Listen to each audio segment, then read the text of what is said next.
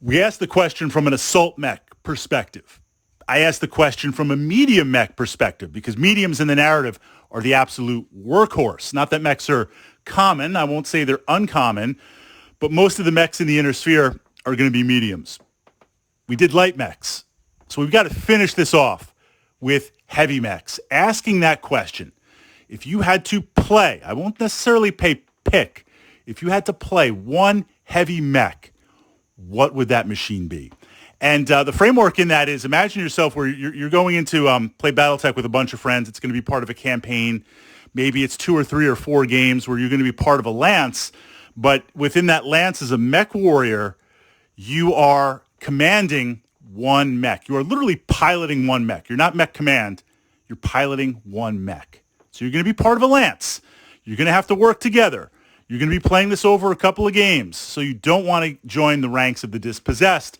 What machine would you pick? Now, before I offer my heavy mech choice, and this was hard because there's a lot of heavy mechs I really, really enjoy. That's the challenge in Battletech. So many great mechs, just not enough battle value or time to play them all. I could go just pure meta. I could crunch the numbers and say this is the most efficient heavy mech to play. Likewise, I could say, well, let's go full experimental. Let's just see what happens. I could go full narrative. I want to go somewhere in the middle because if I imagine myself playing this machine over 4, 5, 6 games, and this is the only machine I'm in command of, I don't want to go down early in game.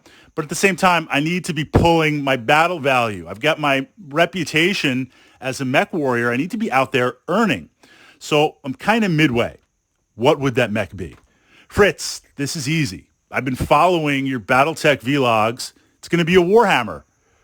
No, it's not going to be a Warhammer. And it's so close. It was so close. If I had to pick that one heavy mech, it would be the Marauder. Now, why would it be the Marauder? We've got some heat issues on there. You look at Fritz.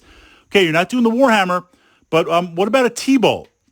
Marauder, well, the reason why I didn't pick the Warhammer, and I regularly play, if I'm playing a 1 or 2 lances and I've got a bunch of battle value and some choices, I'm playing a Warhammer. I'm playing a Marauder, but I'm narrowing it down to that one. The challenge I see with the Warhammer is it's a solid mech. You've got answers to a variety of situations. And I'm trying to picture this as part of a lance where I'm working with you and I need to be out there earning and contributing. A Warhammer can answer a variety of things. Fritz, park yourself in those woods and blast them with the 2 PPCs. Done. Go in there and flush out infantry and just engage that. So this way we can open things up because you've got the armor. Open things up for the lights and mediums to run through. Okay, I'm going to blast them. Go over there and just try to engage those mediums and lay some hurt. Done. Go up with that other heavy mech or go up with the assault mechs as a bodyguard and deal some damage. Done. The challenge with that is if I'm playing in part of a lance, and there is certainly glory to be won, I might find myself in a place that I'm at a huge disadvantage. Fritz, hold the flank, get those 2 PPCs over there on that right side of the map, get yourself on that elevation and just blast anything that comes. And I'm like, I've got 4 mediums incoming. I mean, I'm a heavy mech, but I'm not that heavy.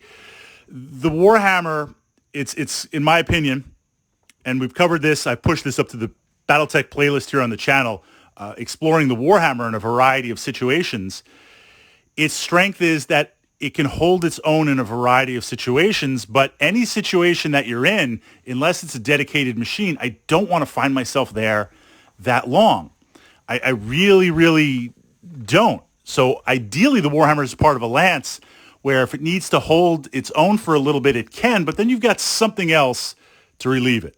I might get stuck in that moment. So that's why, as hard as it is, and it is, I'm going to pass on the Warhammer for this moment. Warhammer players, you'll forgive me. The reason why I picked the Marauder is, first, it's just a cool-looking mech. I mean, I'm not saying the visuals are important for Battletech. The great thing about Battletech is you can play with miniatures, you can play with counters, you could play with just numbers on a map that represent units, like a heads-up display.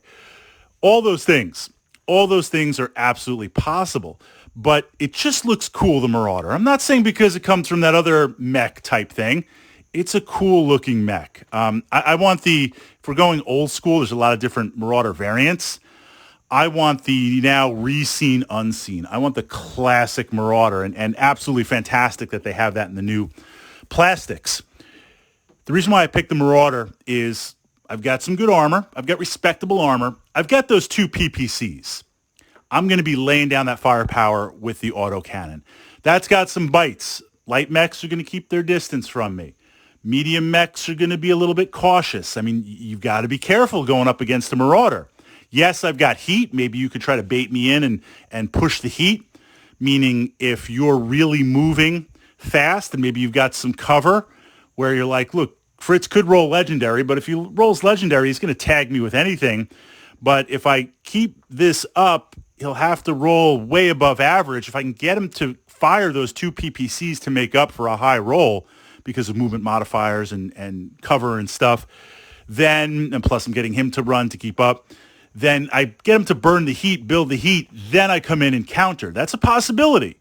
It is. I will run the mech hot, but I'm still firing 2 PPCs, or at least one cool, 2 PPCs, cool, fire 1, 2, 1. I'm doing the autocannon. It's respectable. Now, if we close, I've got those medium lasers. I've got the autocannon. I can, put down some hurt there also. I've also got some tonnage for physical attacks if it's needed. I don't have anti-infantry. I don't really have dedicated anti-vehicle, which means great. I don't have to deal with that role. In many ways, the Marauder, as kind of like a heavy type mech, it's fitting into that one role. So I'm ideally going to be assigned that one role in the Lance, and I'm going to do it very, very well. And I've got some of the best weapons, in my opinion, in the inner sphere, that autocannon for the range and the damage, whether it's a 5 or a 10, depending on the mech.